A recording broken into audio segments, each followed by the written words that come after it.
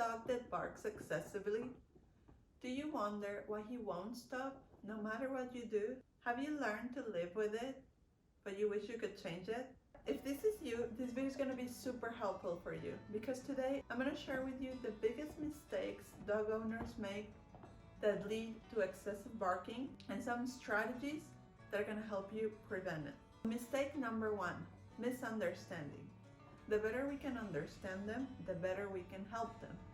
So it's like sometimes I get a little upset, but my husband asks me, "Why are you upset?" And I just say, "I'm fine." So how do I expect my husband to help me if I don't even communicate what's the problem? But on the contrary, our dogs are actually trying to communicate with us. They're actually trying to tell us, "I'm hungry, I'm thirsty, I'm hot, I'm cold, I need a potty, I'm frustrated, I'm scared, I'm angry."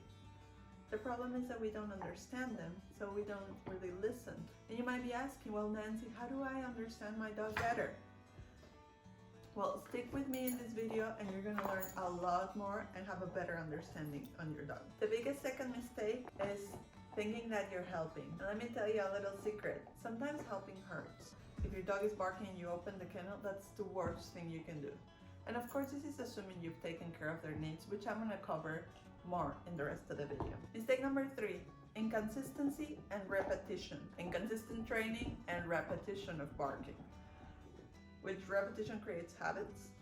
So here's an example. Imagine you haven't worked out for 7 years and I tell you, tomorrow you're gonna be fit. Is it fair for me to have that expectation on you to be fit tomorrow?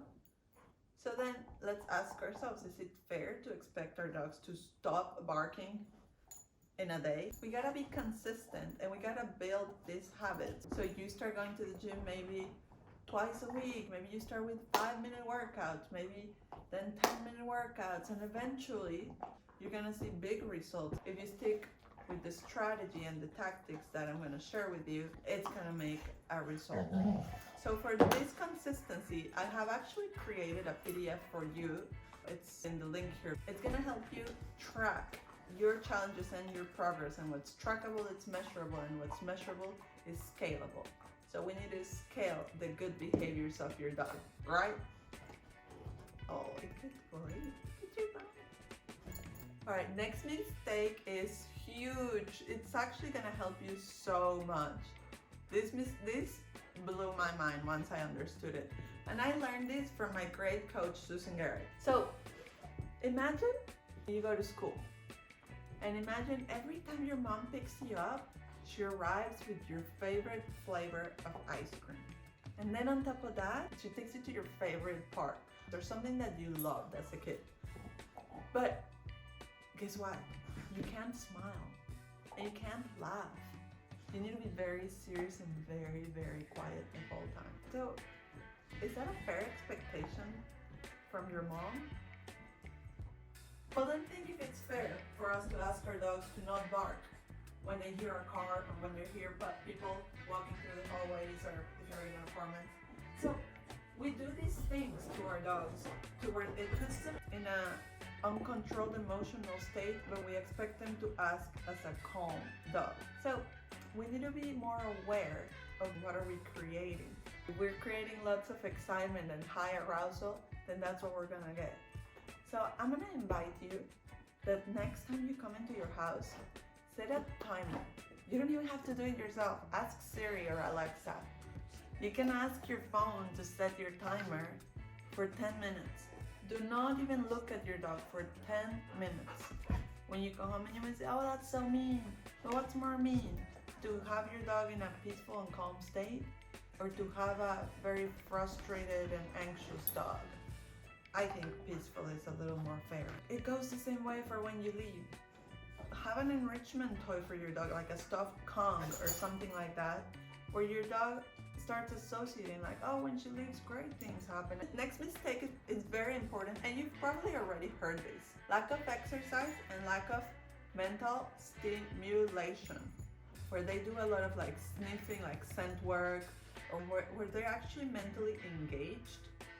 That's gonna tire your dog out mentally. And if you have a safe area where your dog can run loose, at least twice a week, it will help your dog tremendously. I'm just gonna say that. I'm not promoting dog parks, okay? If you have a different kind of place where you can take your dog that he can run free, that'd be amazing. Right, Denise? All right, next mistake is ignoring triggers. What is a trigger? It's something that provokes your dog. And what we need to do is to avoid those triggers until it becomes white noise, which it means that he can ignore it. So a lot of times the dogs either bark out of frustration or protection or some other reason. If you're walking your dog on a leash and there's another dog and a friend and your dog starts barking, well, first he's probably gonna start pulling. And have you ever seen police dogs get trained? So what they do is they pull, pull, pull, release, and then there goes the bite, right? But so we pull, pull, pull on the leash, and then that creates a lot of frustration in your dog because all they want to do is go see that person, and he can't. So he's frustrated. So what comes after frustration? Barking, which is communicating. So you need to wake up a little earlier and walk your dog when there's not a ton of dogs out there. If you need to close your windows of wherever your dog is when you go to work, that could definitely help. Put a baby gate so your dog doesn't have access to those areas where there's a lot of windows. Talking about triggers, there's a woodpecker on the window and she definitely sees it, but she's not barking at it. If she were, I would close the window.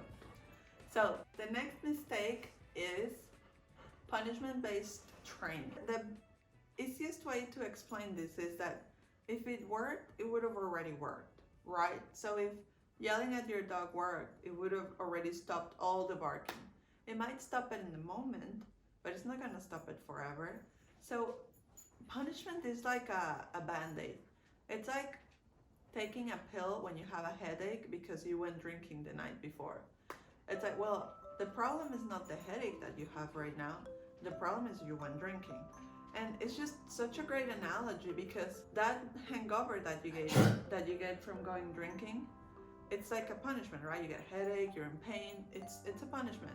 But you went drinking and you knew you were probably gonna get a hangover, but you still went drinking. And why is that? Why did the punishment not work? Why is there still people out there drinking if they know they're gonna get a hangover?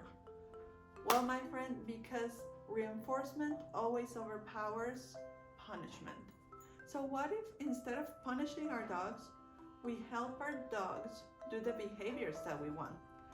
I invite you to think about the things you want your dog to be. So for example, you want a peaceful dog, you want a dog that's quiet, you want a dog that listens to you, you want a dog that walks on a loose leash. Instead of thinking of the things you don't want, like what we focus on expands. So if we focus on what we want, then we can expand those behaviors. We can focus on what to work on, right? So we have right now our current situation, we have what we want, and then we just need to cross that bridge and get there. And I can help you get there. So subscribe if you want to. Check out the PDF that we prepared for you and let me know in the comments, is this making sense? Do you think this is gonna help your dog? What is your biggest challenge with your dog? We are excited to see you have the best relationship you can have with your dog. Follow us on Instagram if you want to. We're gonna post some training that is gonna help you. If your dog barks when people come to your door, like Amazon delivery guy, if he barks at anything like that, this video that I'm gonna post next is gonna be super helpful for you because it's gonna give you some step-by-step procedures on what to do for that. Okay, see you next time.